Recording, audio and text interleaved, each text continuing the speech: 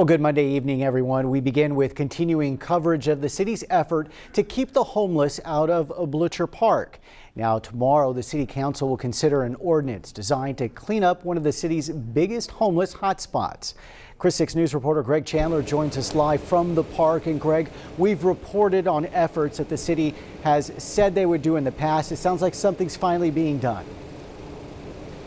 They are, Paulo, and if the ordinance passes, the city would be able to severely limit what people can bring into the park. Now, I spoke with the CCPD officer behind the ordinance today.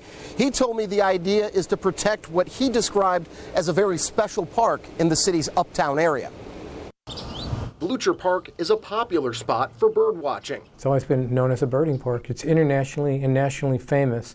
So when people want to go on birding tours of South Texas, they get on these tour buses, and especially in April, they drop off busloads of people to go down there. However, birders aren't the only people using Blucher Park. Transients are regularly found there, making a mess and disrupting other visitors. The behavior of some of the folks down there and the way they've left that park with trash and everything and using it as a restroom has just made it impossible for people to enjoy it. CCPD Assistant Chief Mark Schauer has worked on this project since at least 2017. He even helped write the Blucher Park Ordinance. If passed, the ordinance prohibits lying down, smoking or vaping, and eating in the park. It also prevents people from bringing blankets, pillows, mattresses, shopping carts, tarps, and several other items.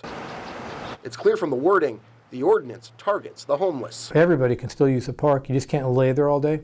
You can't smoke, you can't disrupt it, so it's there for watching birds. People found breaking the ordinance will be subject to fines, but are fines enough of a deterrent for people who don't have money? Chief Schauer is confident they will be. And most people will move along if we ask them to. If they know it's in the ordinance, they will. They'll comply. Now, if this ordinance is approved, the city would post signs around the park letting people what they can't bring in. Now, Assistant Chief Schauer also told me he'd like to see a fence built around the park all the way around so visitors know the boundaries, and the park will close 2 hours earlier at 8 p.m. instead of 10. Paulo? All right, Greg. Thank you for that. And addressing the city's homeless problem has become a priority for City Manager Peter Zanoni. In July, he announced a plan to create a homeless liaison position on his staff. Now, that position can't be filled until the new budget is approved, which is expected to happen tomorrow. The city hopes to have the new position filled by October 1st.